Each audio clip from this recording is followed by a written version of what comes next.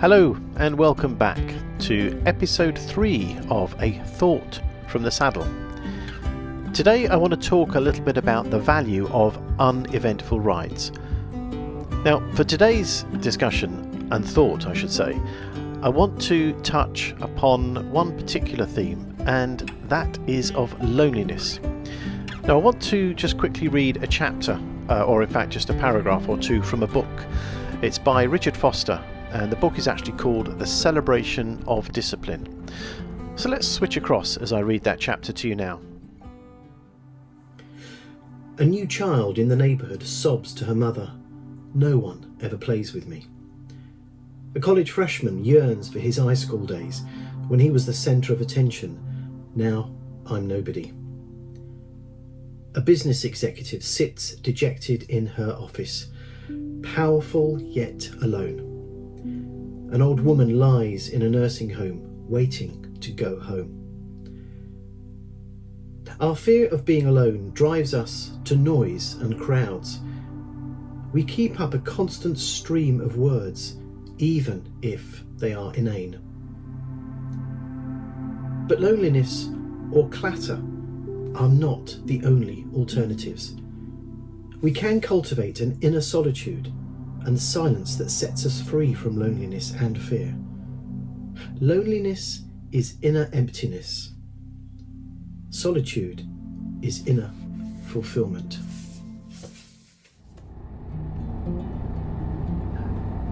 I just wanted to set the scene a little with a thought for loneliness. What do you think of loneliness? I remember a few years ago reading some documents on this, and a survey, in fact, in particular, that was the backup to the document that I'd read. And in the survey, I read some really heartbreaking statistics, and this can affect people of young, middle, old, any age. But this particular, there was two instances. One was a 90-year-old woman from Yorkshire, and when she was asked how much time she spends with other people, she replied, "Does the TV count? Because I see people all day on the TV." Another said, "Some days the only person I speak to is the boy in the shop when I pick up my paper." It's kind of really come to mind that the pandemic of loneliness exists in so many parts of society today, and as I say, across all age groups. Now, while I don't have time in this video to do loneliness full justice, I will perhaps try and revisit that in future videos. I do want to introduce the notion of going from loneliness to solitude, or perhaps a better description might be disciplined stillness. Now, there are many communities that utilize this. Prayerful communities, meditative communities, people who just like quiet time, who just struggle to get that stillness, that disciplined stillness. Now, there are many reports that talk about the health benefits of such a thing, that is, the disciplined stillness. Now, what I think is that solitude is not so much a place, but it is a state of mind, or even a state of your own heart. Much of the same thing, perhaps. Now, many riders, when out on their bike, prefer to join with others, but some of us enjoy to ride alone.